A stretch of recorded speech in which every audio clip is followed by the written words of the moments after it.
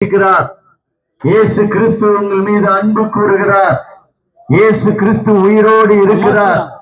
எனக்கு அருமையானவர்களே, பழமொழி ஒண்ணு சொல்லுவாங்க, மனம் ஒரு குரங்கு.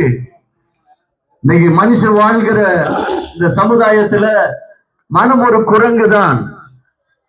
மனுஷனுடைய எண்ணங்கள் தாவி கொண்டிருக்கிறது, அதை கட்டுப்படுத்த முடியவில்லை. மனசு தாவி கொண்டிருக்கிறது. ஆசை யாரை விட்டுச்சு? இன்னைக்கு இப்ப பாட்டு கேட்டீங்க, ஆசையை குறிச்சு அவர் சொன்னார். மண்ணாசை பொன்னாசை பெண்ணாசையால மனுஷன் விழுந்து போறான். இன்னைக்கு ஆசை யாரை விட்டுச்சு?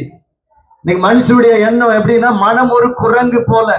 குரங்கு பார்த்திருப்பீங்க, ஒரு மரத்துல இருந்து இன்னொரு மரம் தாவும், இன்னொரு மரத்துல இருந்து இன்னொரு மரத்துக்கு தாவி கொண்டே இருக்கும். அது போலதான் மனுஷனுடைய மனசு இருக்கிறது பிரியமானவர்களே.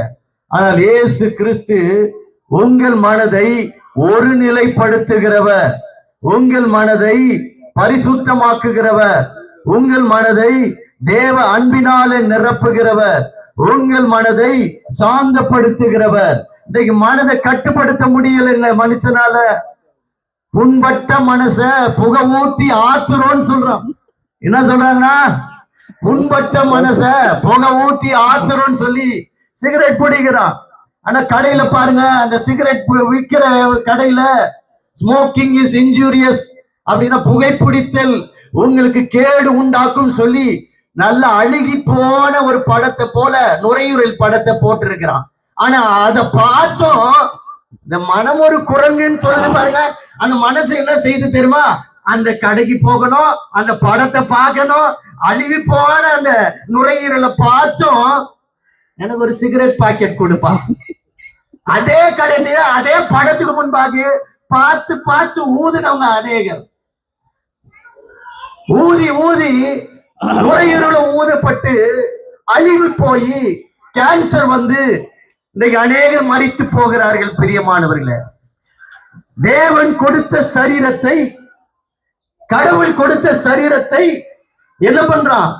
குடிச்சு புகை ஊத்தி அழித்து கொண்டு இருக்கிறார்கள் இன்றைக்கு சமுதாயத்துல. இயேசு கிறிஸ்து உங்கள் வாழ்வை, உங்கள் மனதை ஒருநிலைப்படுத்தி பாவத்தில் விழாதபடி உங்களை பரிசுத்தமாக்கி ஒரு மறுவாழ்வை கொடுக்கிறவர் என்பதை இந்த நாளிலே உங்கள் மத்தியிலே ஒரு நற்செய்தியாய் சொல்ல வந்திருக்கிறோம் பிரியமானவர்களே.